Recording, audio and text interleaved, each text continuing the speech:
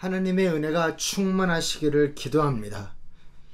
지난 주일에 음향이 조금 문제가 있어서 저희가 영상을 다시 찍어서 설교 내용을 다시 찍어서 올려드립니다. 기도하기는 이 시간에 하나님께서 은혜 베풀어 주시고 함께 하시기를 주님의 이름으로 축원합니다. 성령 충만입니다. 성령 충만이 뭔가? 성령 충만, 이러한 질문을 할 수 있을 것 같아요. 성령을 이렇게 충만해야 한다라고 한다면 뭔가 우리가 플루 백신 맞듯이 성령님을 정기적으로 이렇게 1년마다 받아야 하는 건가? 혹은 이런 질문도 있을 수 있어요.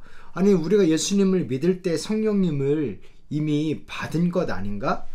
그런데 왜 Holy Spirit come rest on us, 이런 성령님 오소서 같은 찬양을 그럼 무슨 말인가? 이미 성령 받았는데.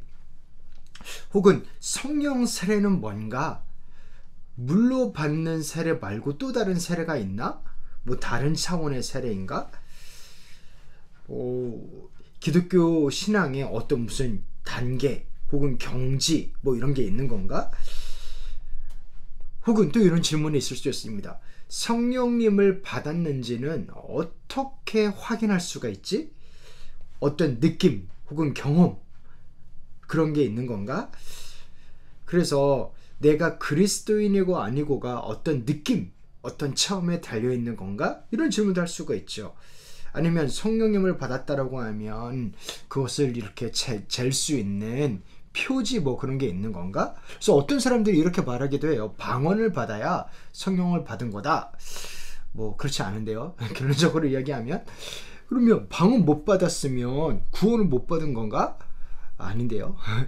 예수님을 믿는 것에 우리가 조금만 더 진지해져 가면 사실 이런 질문들이 나오기 마련입니다. 기도하기는 이 짧은 시간에 30분 뭐 40분 되는 시간에 사실 우리 성령님들이 가지고 계신 성령님에 관한 질문들을 다 대답할 수는 없겠죠. 그러나 분명 성령님께서 역사하시사 정말 하나님께서 알려주고 싶으신 부분들에 대해서 성령님께서 직접 이 시간을 통해서 말씀하시고 알려주시기를, 이해시켜 주시고 함께 하시기를 간절히 기도합니다. 먼저 첫 번째로 기승전 예수의 이야기에서 성령님의 위치는 무엇인가? 저희가 오늘 사도행전 두 번째 시간인데요. 지난주에 무엇을 나눴냐면 약속된 선물로 성령님께서 오셨다라고 우리 함께 나눴습니다. 성령님께서 구약 때부터 계셨어요. 당연합니다. 태초 때부터 계셨습니다. 성령께서 그 태초에 그 물 위에, 수면 위에 운행하셨습니다. 네, 그렇게 성령님께서 하나님 아버지 아들 예수와 함께 태초에 만물을 창조하시고 또 구약 시대 때의 지혜의 영 혹은 하나님의 영으로 늘 함께 하셨습니다. 신약 때 갑자기 나타나신 분이 아닌데요. 그런데 왜 성령을 받으라 이러한 말을 할까요?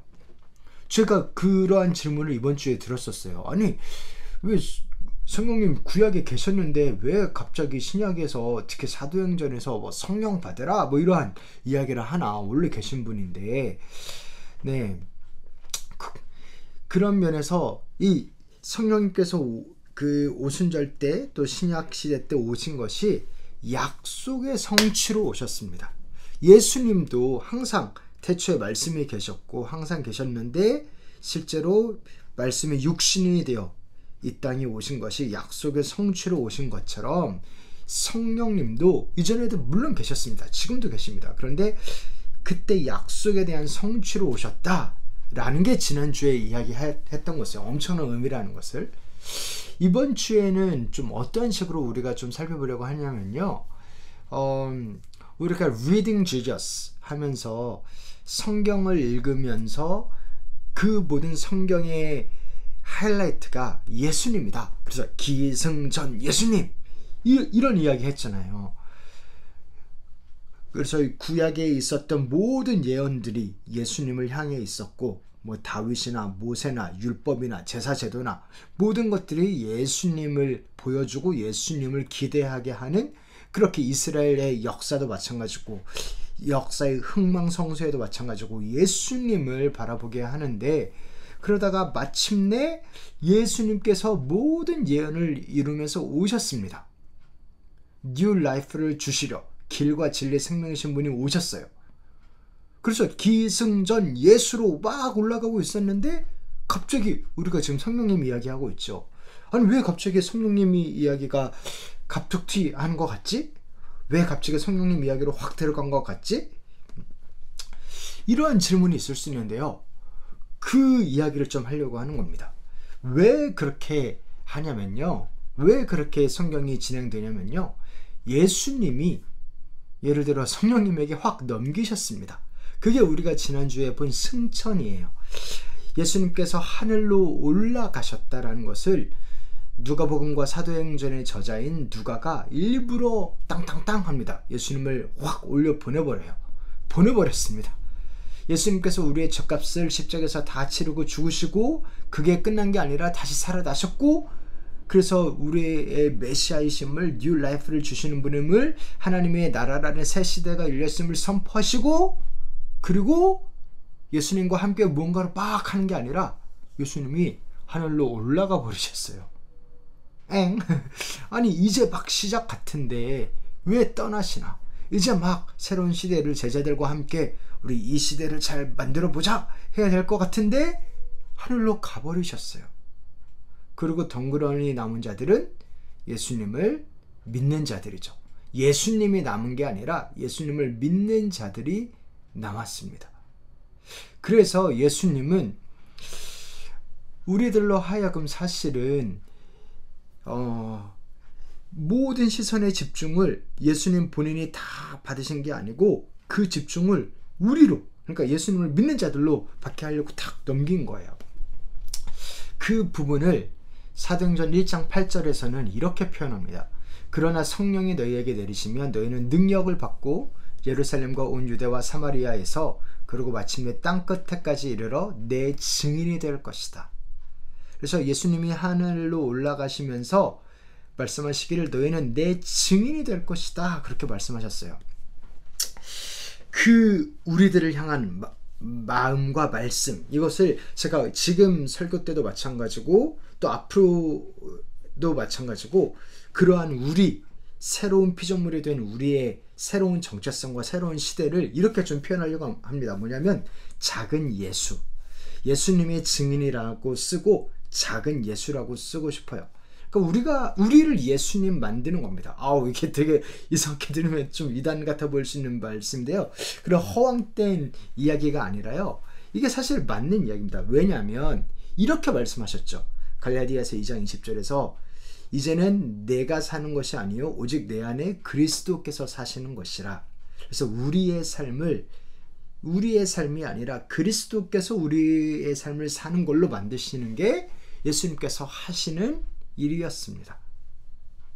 그래서 예수님의 증인이라는 말도 우리를 연약하고 부족하지만 우리를 보면서 예수님이 드러나는 거잖아요. 그런 면에서 심지어 예수라고 좀 표현을 한 겁니다. 근데 말도 안 되는 일이니까 우리가 무슨 예수님이에요. 그러니까 굳이 작은 예수, 우리를 작은 예수로 부르셨다라고 제가 표현을 하지만 사실은 우리를 예수님이나 사실 법한 그 삶을 사는 그 정도까지로 우리를 부르신 것입니다.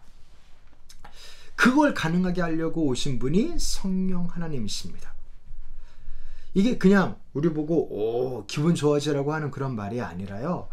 이게 진짜예요. 왜냐하면 로마서 8장에서도 나오는데요. 성령님을 받은 자를 뭐라고까지 표현하냐면 하나님의 아들, 딸이라고 표현합니다. 8장 14절 하나님의 영으로 인도함을 받는 사람은 누구나 다 하나님의 자녀입니다. 하나님의 자녀랍니다. 하나님의 영을 받은 자가 하나님의 자녀랍니다. 엄청난 이야기죠.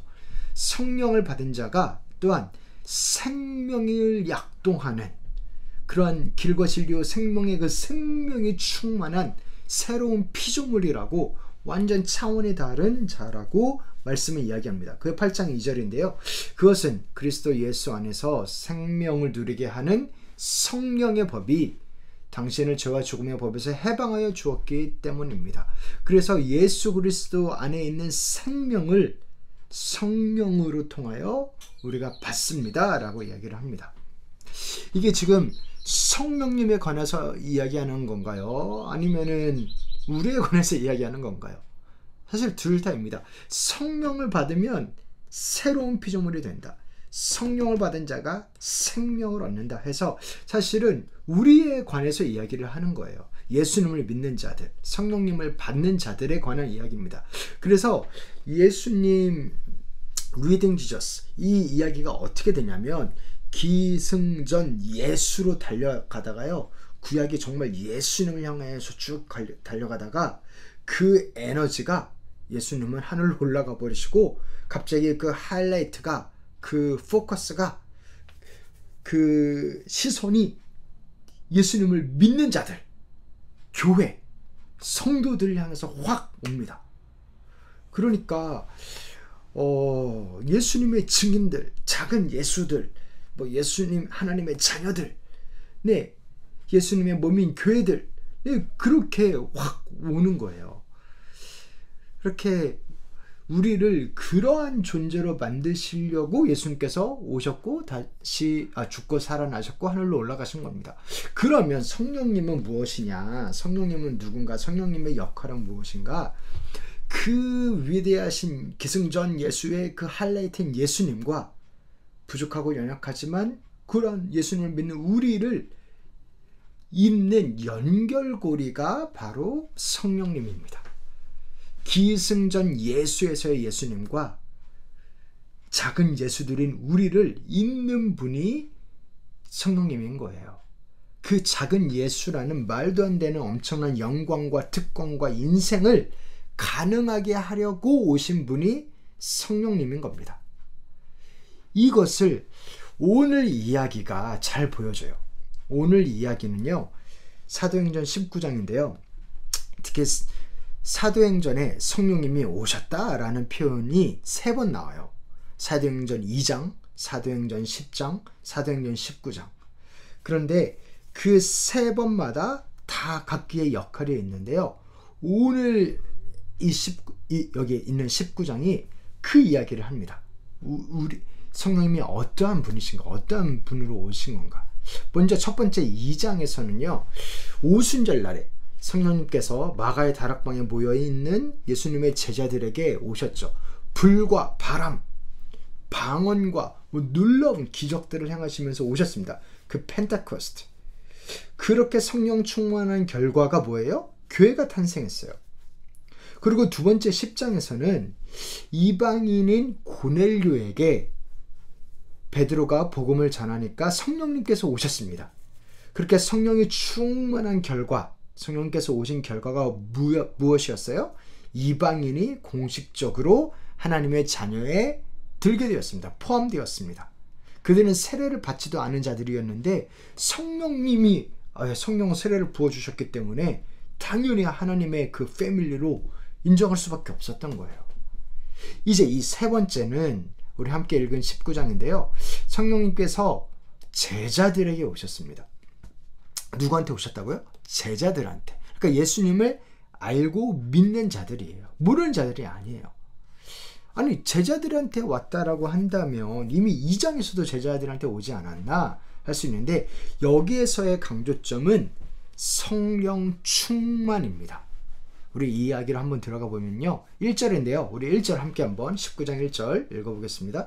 아볼로가 고린도에 있는 동안에 바울은 높은 지역들을 거쳐서 에베소에 이르렀다. 거기서 그는 몇몇 제자를 만나서, 그래서 바울이 지금 에베소에 있는데 어디 있다 왔냐면 고린도 있다 왔어요. 거기서 누구를 만났냐면 제자들을 만났대요. 그럼 누구의 제자들일까요? 바울의 제자들일까요? 그런 것 같아 보진 않고 문맥상 예수님을 믿는 사람들이고 예수님의 제자들이라고 표현할 수 있는 자들입니다. 이미 고린도, 에베소 지역에서 전도가 있었고 교회가 세워졌고 복음이 사방에 퍼져나간 뒤니까 그렇게 예수님을 믿는다라고 하는 사람한테 바울이 질문을 하는데요. 무슨 질문을 할까요? 우리도 한번 생각해 봅시다. 우리 옆에 분들에게 한번 물어볼 수 있으면, 여기 예수님을 믿으신다고, 여기 교회 나오셨으니까, 주일에 교회당에 나오셨으니까 예수님을 믿는 분이죠. 그럼 예수님을 믿는 분한테 한 가지 질문을 한다고 한다면 무슨 질문을 할까? 나는 예수님의 제자입니다 라고 말한다면 무슨 질문을 할까? 예를 들어 세례를 받으셨나요? 아니면 주기도문 외워보세요. 사도신경 10계명 외워보세요. 주일에 교회 가시나요? 헌금을 하시나요? 이런 거 물어볼까요? 근데 2절을 보면 이렇게 질문을 합니다. 우리 함께 2절 말씀 읽어보시면, 여러분은 믿을 때에 성령을 받았습니까? 하고 물었다. 그들은 우리는 성령이 있다는 말을 들어보지도 못하였습니다. 하고 대답하였다. 바울이 성령 받았나요? 라고 물어보니까 그게 뭔데요? 라고 대답을 한 거예요. 성령이 누군데요? 전혀 감을 못 잡았습니다. 그래서 3절에 바울이 다시 물었다. 그러면 여러분은 무슨 세례를 받았습니까? 그들이 요한의 세례를 받았습니다. 하고 대답하니, 요한의 세례. 누구예요? 세례 요한이죠. 세례 요한. 그러니까 그러면 이들은 세례 요한의 제자인 건가요? 그럴 수도 있고요. 근데 예수님을 믿는 것은 맞습니다. 왜냐하면 세례 요한은 항상 이야기했던 게 예수님에 관해서 이야기했거든요. 그래서 예수님에 대해서 모르지도 않았고, 요한도 기승전 예수님만 말했습니다. 우리처럼 기승전 예수 하면서 예수를 들은 것처럼 이야기하는 것처럼 그러한 자들에게 바울이 말합니다. 뭐라고 하냐면 4절에 요한은 백성들에게 자기 뒤에 오시는 곧 예수를 믿으라고 말하면서 회개의 세례를 주었습니다. 요한은 예수님을 믿으라고 하면서 어떤 세례를 줬다고요? 회개의 세례. 회개의 세례. 회개의 세례가 뭔가요? 죄를 회개하고 구원자로 오실 예수님을 받아들이라는 겁니다. 근데 이제 예수님이 올 거니까 그분을 맞이하기 위해서 우리가 회개의 세례를, 죄를 고백하고 죄를 씻어내고 그러한 세례를 받아야 된다. 이렇게 말을 했다는 거죠. 그런데 지금 이 시기는 무슨 시기예요? 예수님이 이미 왔어요. 요한의 말처럼 이제 올 거다 정도가 아니고 이미 왔어요. 그리고 예수님께서 십자가에 달려 죽으셨어요. 죄값을 치르셨어요. 그리고 다시 살아나셨어요. 생명을 선포하셨어요. 메시아이심을, 구원자이심을 선포하셨어요. 누구든지 예수 그리스도를 믿는 자는 멸망치 않고 구원을 얻을 것을 증명하셨어요.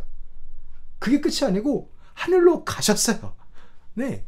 그리고 성령까지 보내주셨어요. 그러니까 요한이 세례를 줄 때 하고는 배경과 상황이 사뭇 달라진 겁니다.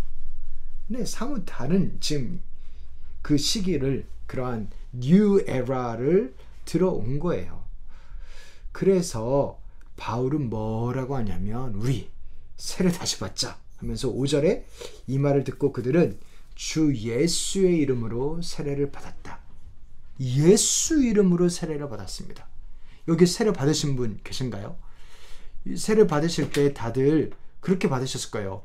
성부와 성자와 성령의 이름으로 세례를 주노라. 우리 다 그 예수 이름으로 세례를 받았습니다. 우리가 받은 그 세례를 지금 바울도 하는 거예요. 그래서 그건 무엇이냐면 union with Christ, 죄를 뉘우치는 회개를 넘어서 예수님과 연합하는 그런 세례를 말하는 겁니다. 예수 이름으로 받는 세례. 그게 뭐냐? 그게 곧 성령 세례라고 표현할 수 있는데요. 왜냐하면 6절에 성령님이 내려오세요. 예수 이름으로 세례를 주니까 성령님이 오십니다. 6절 보면, 그리고 바울이 그들에게 손을 얹으니 성령이 그들에게 내리셨다. 그래서 그들은 방언으로 말하고 예언을 했는데 이렇게 말을 합니다. 성령 세례. 누가 봐도 성령님이 오셨다는 것을 알 수밖에 없는 그런 일이 일어났던 겁니다. 이방인 고넬료에게 임하셨던 것처럼 오순절에 하나님을 믿는 자들에게 오신 것처럼 성령님이 오신 겁니다. 이번에도 오신 겁니다. 그러면 성령 세례가 뭔가? 요한의 세례와 성령 세례의 차이가 뭔가? 사실 이 세 번째 성령님께서 오신 이 장면은 그게 주제인 것 같아요. 예를 들어 첫 번째 사도행전 2장에서는 교회가 탄생하는 게 주제고 성령님이 오셔서, 두 번째 사도행전 10장에서는 이방인도 하나님의 자녀다 라는 것을 보여주는 게 목적이었다고 한다면, 세 번째 성령님이 오신 장면은 요한의 세례와 예수 그리스도 이름으로 받는 세례, 근데 그게 곧 성령 세례인데 그거의 차이점을 좀 보여주려는 게 아닌가 싶습니다.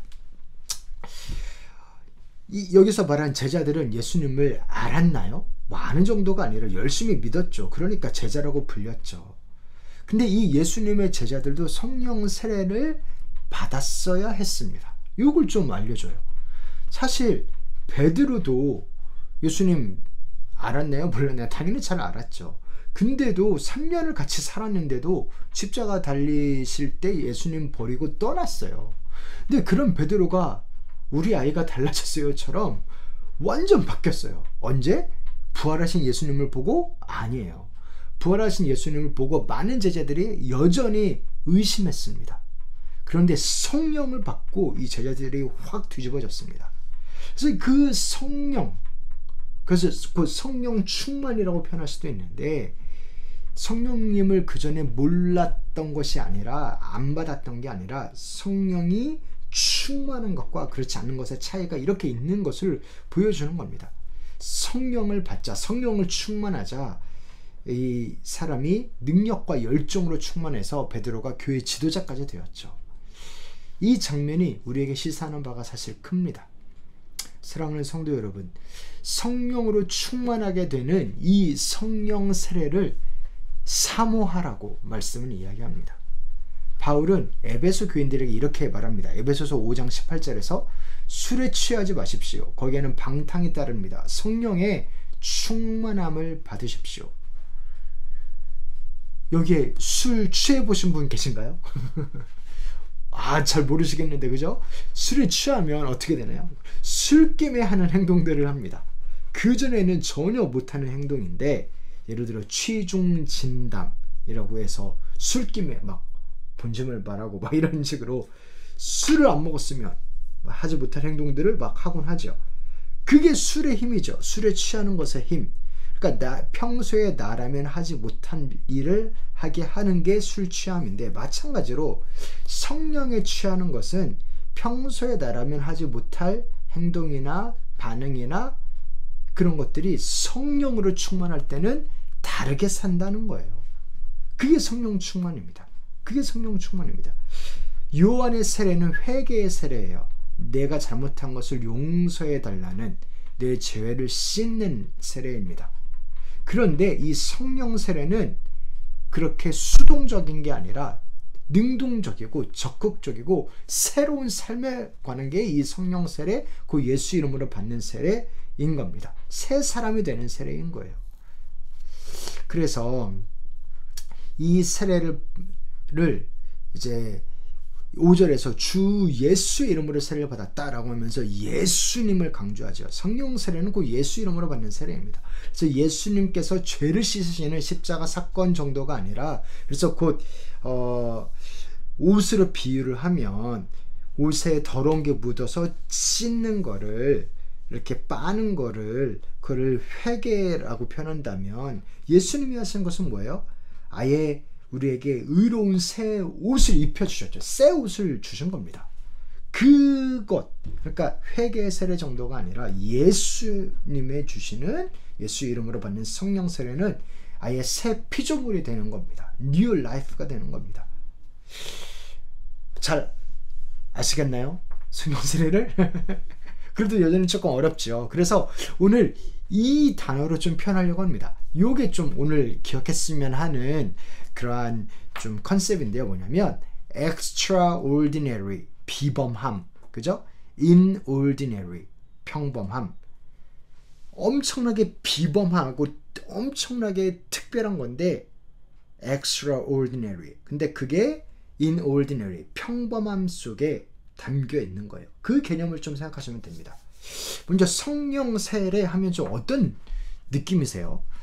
어떤 모습이 상상이 되시나요? 오순절날 본 거면 뭐 불이 막 머리 위에 있고 뭐 엄청난 바람 소리가 나고 막 사람들이 다른 나라 말을 막 하고 막 사람들이 놀라고 이게 어찌된 일이냐 다들 막 혼란스럽고 막 이런 extraordinary 하는 그런 게 보이는데요. 그리고 또 그게 사도행전 2장이라면 사도행전 10장 때도 고넬료 때도 방언이 있었어요. 방언이 뭔가요? 뭐 두 가지로 생각할 수 있는데요. 먼저는 다른 나라 말입니다. other language. 그래서 알아들을 수 있는 말이에요. 예를 들어 스캇 브레너 목사님이라고 그분이 한국에서 찬양 사역 하시다가 지금은 이제 개척하셔서 교회를 섬기시는 분, 지금 그렇게 저는 알고 있는데 그분이 콜로라도 출신이세요. 그분이 콜로라도 계실 때 막 이렇게 기도하고 있는데 어떤 한 한국 목사님이 그 스캇 브레너 목사님이 기도를 들은 거예요. 그러면서 뭐라고 그러냐면 아니 지금 한국어로 기도하는 거 아냐고. 그러니까 자기는 몰랐다고. 근데 스캇 브레너 목사님이 한국어를 배운 적도 아닌데 본인이 방언을 하는데 한국어로 방언을 한 거예요. 그러면서 이제 하나님께서 스캇 브레너 목사님을 한국어로 부르셨나 보다 하면서 이제 한국에 가시게 되고 한국에서 놀랍게 아름다운 사역을 하셨죠. 뭐 그런 식으로 다른 나라 언어가 방언입니다. 그런데 또 고린도 교회를 보면은 아예 못 알아듣는 언어, 소위 말하는 뭐 천국의 언어라고 표현하기도 하는데요. 그런 것이 방언이기도 해요. 그런 것이 있을 때는 통변의 은사라고 표현하면서 통역해주는 그게 꼭 같이 가야 된다라고 그래야 교회가 질서가 있다라고 이야기하기도 합니다. 어쨌든 방언이란 것은 extraordinary한 건데요. 그런데 오늘 이제 19장에서도 extraordinary한 방언이 나오는데 그러나 또 ordinary한 것이 또 있습니다. 질서가 잡힙니다. 그게 뭐냐면 6절 말씀인데요. 6절 말씀 제가 읽겠습니다. 그리고 바울이 그들에게 손을 얹으니 성령이 그들에게 내리셨다. 그래서 그들은 방언으로 말하고 예언을 했는데 방언을 말하는 외국어를 한 번도 안 해본 사람이 갑자기 외국어가 철철철철 나오는 extraordinary한 비범한 일이 일어났는데 그러나 예언을 했다. 성경에서 나오는 자녀들은 예언할 것이요 청년들은 환상을 보고 뭐 이때 예언은 뭐냐면 하나님의 말씀을 이야기해요. 물론 미래적인 것을 담은 거기도 하지만 우리가 알아들을 수 있는 그러나 하나님의 영감을 담은 말씀을 예언이라고 합니다. 그래서 두 개가 다 있는 거죠. 방언은 extraordinary 그러나 예언은 ordinary한 것. 그래서 extraordinary한 일이 ordinary한 일 가운데 일어나는 게 성령님이 임하시는 모습이었습니다. 사도행전 2장 오순절 때도 마찬가지예요. extraordinary한 바람, 불, 그런 theophany, 하나님의 현현, 모세의 떨기나무 아니면 시내산의 꼭대기에서 있을 법한 그러한 엄청난 일이 일어났지만 그 결과가 뭐였어요? 교회가 탄생했습니다. 교회가 탄생했어요. 전도가 일어나고 막 사람들이 황홀경으로 들어가고 막 그런 소위 말하는 영적인 모험은 가득한 게 아니라요. 아주 구체적이고 실질적이게 교회가 탄생했어요. 질서가 잡히고 시스템이 잡혔습니다. 그게 성령님의 역사예요. 사도행전 10장에서도 마찬가지였어요. 고넬료에게 성령님이 임하셨는데 그 결과가 뭐였어요? 이방인들이 그들도 하나님의 백성으로 부름을 받았다라는 확실한 보장과 땅땅땅 증명이 되었습니다. 그 성령님이 임하고 나서 뭔가 더 복잡해지고 혼란스러워지고 막 감정만 남은 게 아니라 아주 콘크리트한 선언이 남은 거예요. 이방인들도 우리 패밀리다. 하나님의 자녀들이다. 라는. 오늘도 마찬가지입니다. 그렇게 extraordinary한 일, 이 ordinary한 일에 담기는 그래서 그 모습, 그게 뭐냐면 사실 그게 예수님이죠. 예수님은 extraordinary한 하나님이십니다. 그런데 ordinary한 방법으로 모습으로 오셨어요. 사람으로 오셨습니다.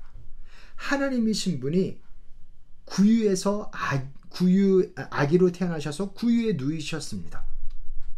밥을 먹으셨고 피곤할 때 주무셨고 그렇게 엄청나게 대단한 extraordinary 비범한 아주 특별한 분인데 아주 평범하고 아주 친근한 모습으로 오셨습니다. 성령 세례가 이거예요. extraordinary가 ordinary한 거에 담기는 것. 그래서 우리를 작은 예수로 만드는 게 그게 그런 의미예요. 우리는 ordinary한 아주 평범한 자이지만 성령님이 오시면 성령 세례가 있으면 extraordinary한 하나님의 생명이 우리 안에 들어오는 거다. 그래서 그거를 보여주는 게 성령 세례입니다. New life, 우리가 작은 예수다 라는 것을 만들고 보여주고 가능하게 하는 게 성령님의 세례인 거죠. 그래서 예수 이름으로 받는 세례가 곧 성령 세례입니다. 성령님은요, 제가 뭐 성경 구절을 다 찾아오진 않았지만 성령님은 예수님을 보여주는 분이세요. 성경이 기승전 예수에서 모든 초점을 예수님으로 향하잖아요. 성령님도 마찬가지입니다. 우리를 예수께로 이끄십니다. 우리를 작은 예수로 만드는 자니까 항상 예수님을 생각나게 하시고 예수님의 말씀을 알려주시고 우리와 예수님이 한 몸으로 더욱더 묶이기 위해서 말할 수 없는 탄식으로 중보하시고 Union with Christ. 우리 다시 한번 로마서 8장 2절을 읽으시면 그것은 그리스도 예수 안에서 생명을 누리게 하는 성령의 법이 당신을 죄와 죽음의 법에서 해방하여 주었기 때문입니다.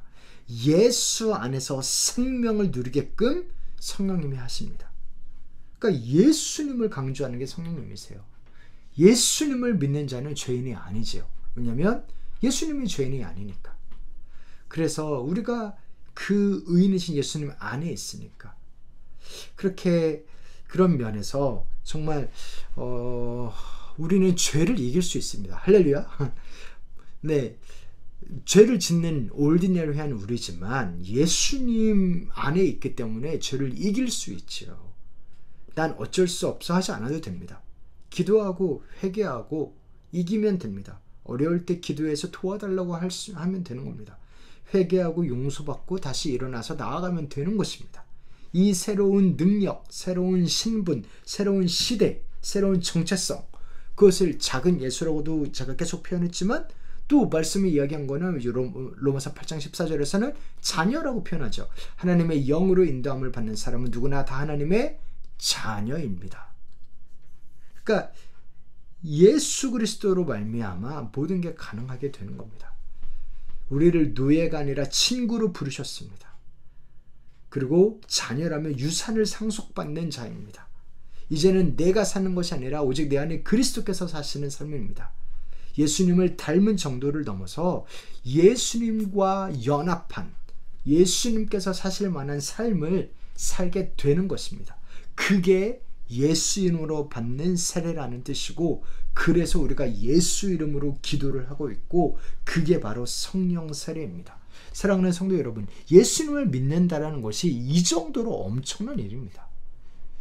그래서 결론은 뭐냐면 세 번째로 성령 충만을 구하라. 성령 충만을 바라라. 이 사도행전 19장에서 방언도 하고 예언도 했던 이 이야기가 결국 어떻게 끝나냐면요. 그 7절이 끝인데요. 7절에 이렇게 됩니다. 모두 12사람쯤 되었다. 아니 12명이면 12명이고 13명이면 13명이지 12사람쯤은 또 뭔가요? 이 책을 적은 누가는 참 숫자에 약했나 봐요. 그죠? 이게 11명인지 12명인지 13명인지 그렇게 세는 게 어려웠나 봐요. 뭐 그런 게 아니라 이 12이라는 숫자를 강조하고 싶었던 거예요. 왜냐하면 이 12은 12제자 12지파처럼 예수님을 믿는 자들 하나님의 백성을 대표하는 숫자가 12이잖아요.